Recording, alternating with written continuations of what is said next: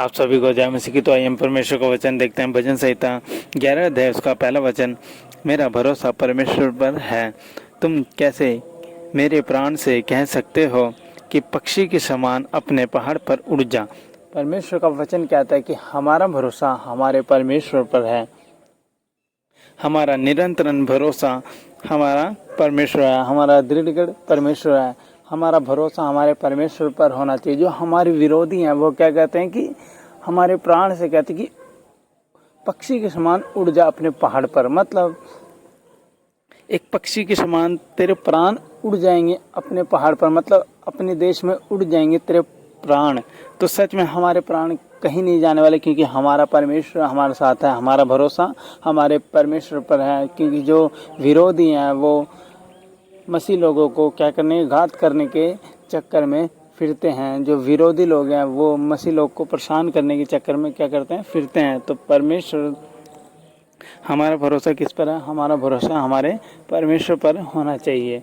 तो परमेश्वर हमारे प्राण को कोई हानि नहीं होने देगा। और वचन आगे कहता है कि क्योंकि देखो दुष्ट अपने धनुष चाटते हैं और अपनी तीर अंधलोक की डोरी पर रखते हैं। अपने तीर धनुष की डोरी पर रखते हैं। सच में परमेश्वर का वचन कहता है क्योंकि देखो दुष्ट अपने धनुष चाटते हैं। जो दुष्ट लोग हैं वो क्या करते हैं, जो विरोधी हैं, जो शैतान है, वो क्या करते हैं, जो मसीह लोग हैं उनके ऊपर अपना धनुष चाड़े हुए रहता है कि परमेश्वर के लोगों को, जो मसीह लोगों को मैं कैसे भरमाऊं।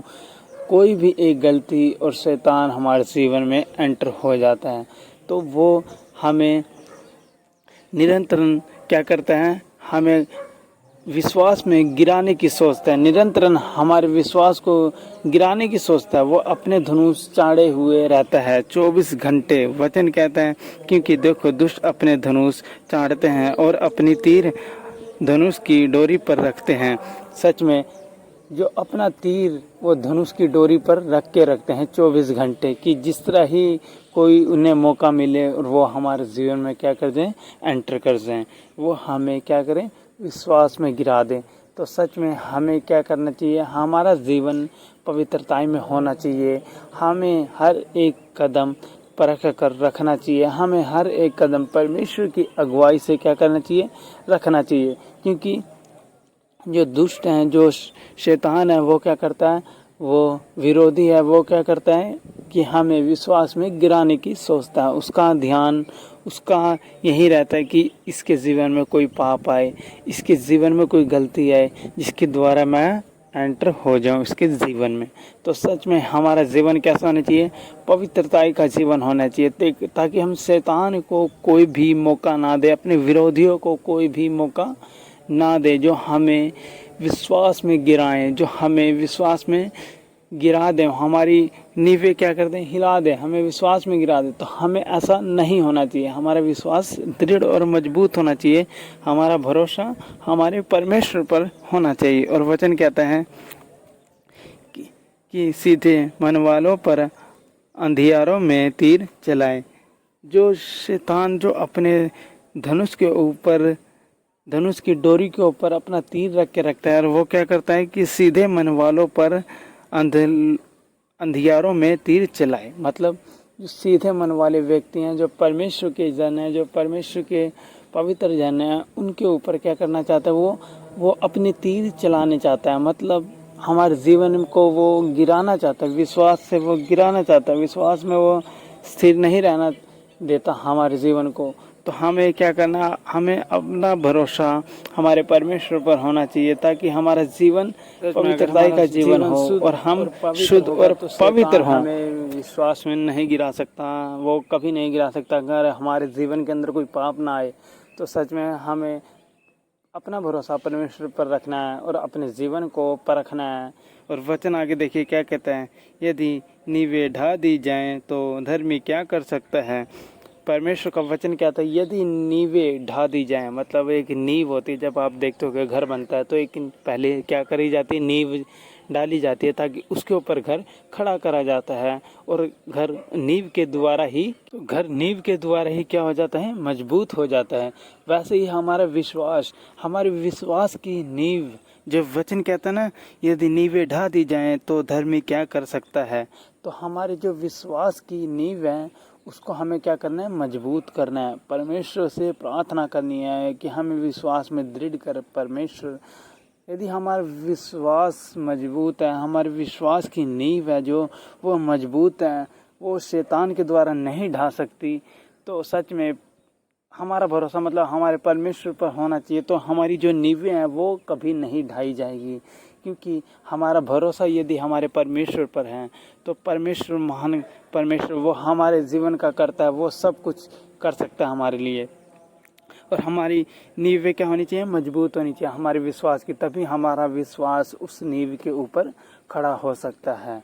हमारा विश्वास भी एक घर के समान उस नींव के ऊपर खड़ा होता है। तो हमारी जो विश्वास की नींवें हैं वो दृढ़ होनी चाहिए, वो मजबूत होनी चाहिए हमारी विश्वास की नींवें। तो जिस तरह धर्मी जन, वचन कहते हैं यदि नींवें ढा दी जाएं तो धर्मी जन क्या कर सकते हैं। धर्मी जन कुछ नहीं कर सकता अगर नींवें ढा दी जाएं। तो हमें पर क्या करना चाहिए, हमें पहले से ही तैयार रहना चाहिए। हमें पहले से ही प्रार्थना में, विश्वास में, उपवास में परमेश्वर के साथ निरंतर बने रहना चाहिए, ताकि हमारी नींवें क्या हो जाए, मजबूत हो जाएं। और इस नींवें जब हमारी मजबूत होंगी तो शैतान की कोई मजाल नहीं जो इसे ढा दे, क्योंकि हमारा परमेश्वर हमारे साथ हैं। और वचन कहता है परमेश्वर अपने पवित्र भवन में है और परमेश्वर का सिंहासन स्वर्ग में है। परमेश्वर अपने पवित्र भवन में है और परमेश्वर का सिंहासन सच में स्वर्ग में है। वो परमेश्वर अपने भवन को छोड़ के वो प्रभु यीशु संसारिक रूप में, इंसान के रूप में इस संसार में आए। परमेश्वर ने सेवा की, अब वो परमेश्वर स्वर्ग में विराजमान अपने सिंहासन पर हैं। और परमेश्वर का जो पवित्र आत्मा वो हमारे साथ है, परमेश्वर का अभिषेक हमारे साथ है, परमेश्वर हमारे साथ हैं। और वचन कहता है उसकी आंखें मनुष्य की संतानों को नित्य देखती रहती है और उसकी पलकें उनको जांचती है। परमेश्वर का वचन कहता है कि उसकी आंखें मनुष्य की संतानों को नित्य देखती रहती है। सच में परमेश्वर हमें 24 घंटे देखता रहता है। परमेश्वर हमें 24 घंटे जांचता रहता है। वो देखता रहता है कि हम क्या कर रहे हैं, क्या नहीं कर रहे हैं। यदि हमारे जीवन में ऐसा कोई पाप है जो हम करते हैं, गुप्त में करते हैं, चाहे सोचते कि लोगों को ना दिख रहा हो, पर सच में वो परमेश्वर को दिखता है। परमेश्वर हमें निरंतर देखता रहता है। अपने धर्मी जनों को परमेश्वर निरंतर देखता रहता है। उसकी आंखें नित्य हमारे धर्मी जनों के ऊपर लगी रहते हैं। उसकी पलकें हमें जांचती हैं। परमेश्वर की पलकें हमें निरंतर जांचती रहती हैं, परखती रहती हैं। उसकी आंखें हमें देखती रहती हैं कि हम क्या कर रहे हैं, क्या नहीं कर रहे हैं। जो कुछ करते हैं, चाहे अच्छा कर रहे हैं, चाहे बुरा कर रहे हैं, वो परमेश्वर के सामने है, वो परमेश्वर देखता है। हम इंसानों से तो छुपा सकते हैं, परंतु परमेश्वर से कुछ नहीं छुपा सकते। और वचन आगे देखिए क्या कहता है।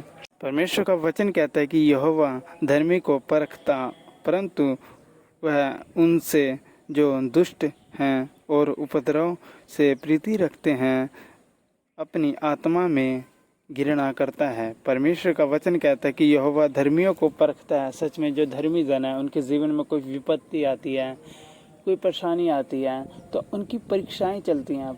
धर्मी जन के विश्वास में एक परीक्षा क्यों आती है? परमेश्वर उनको क्या करता है, परखता है परमेश्वर उन धर्मी जनों को। उनके जीवन में कोई विपत्ति आएगी, कोई परेशानी आएगी, तो क्या उस समय में भी वो व्यक्ति जो धर्मी जन है वो परमेश्वर की महिमा करेगा?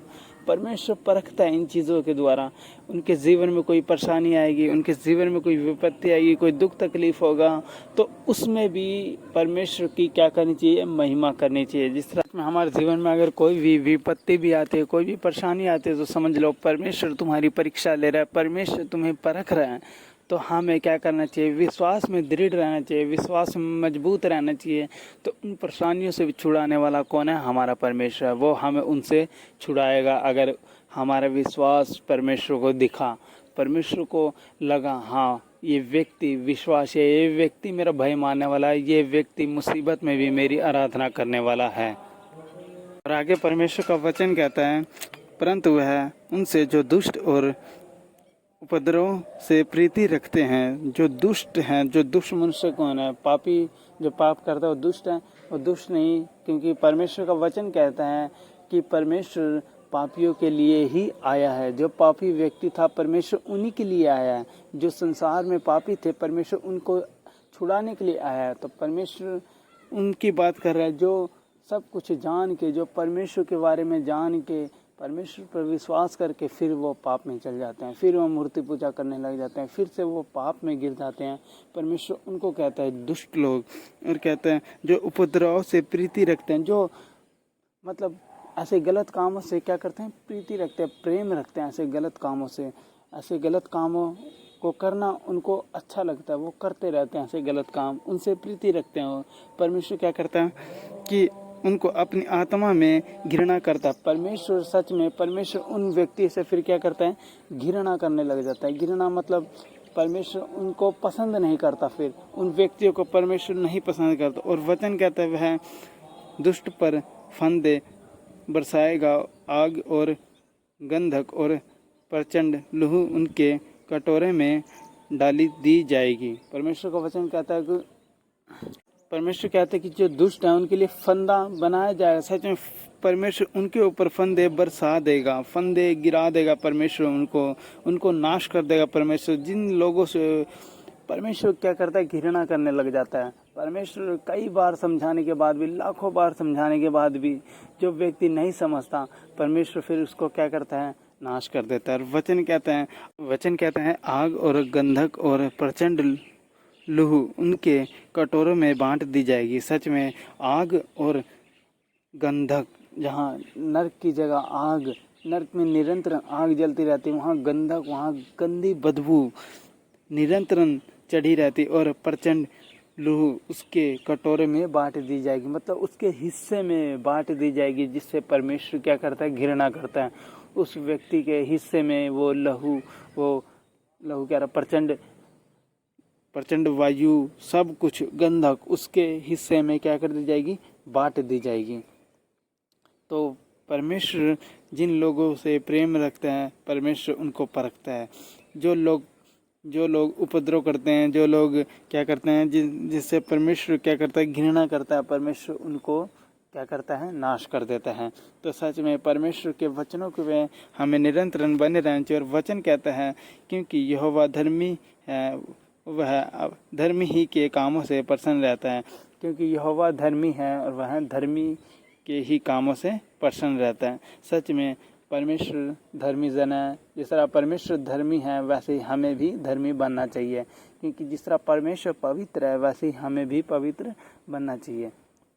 तो हमारा जीवन कैसा होना चाहिए, पवित्रता का जीवन होना चाहिए। हमारे काम कैसे होने चाहिए, अच्छे काम होने चाहिए, जो परमेश्वर को प्रसन्न करे, जो परमेश्वर को भाएं, ऐसे काम हमारे होने चाहिए। इस तरह वचन कहते हैं कि यहोवा धर्मी ही जन से प्रसन्न होता है और धर्मी के कामों से ही प्रसन्न होता है। तो सच में परमेश्वर धर्मी क्योंकि यहोवा धर्मी है और धर्मी ही के कामों से प्रसन्न होता है। तो सच में हमारा काम भी कैसा होना चाहिए, धर्मी जन के समान होना चाहिए। और वचन कहते हैं धर्मी उसका दर्शन पाएंगे, जो धर्मी हैं उसका दर्शन पाएंगे।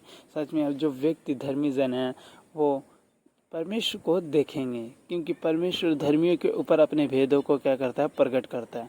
परमेश्वर धर्मी के ऊपर अपनी करुणा को प्रकट करता है। जब परमेश्वर का पवित्र आत्मा उतरता है तो उसको धर्मी जन ही देख सकता है। जब परमेश्वर धर्मी जन की पवित्र आंखें, आत्मिक आंखें खोल देता है तो परमेश्वर उसके हर एक दूत, तो जो परमेश्वर के दूत हैं वो मतलब हर एक धर्मी जन उनके देख सकता है। परमेश्वर को देख सकता है एक धर्मी जन किस रीति से, मतलब ऐसे परमेश्वर को तो कोई नहीं देख पाया।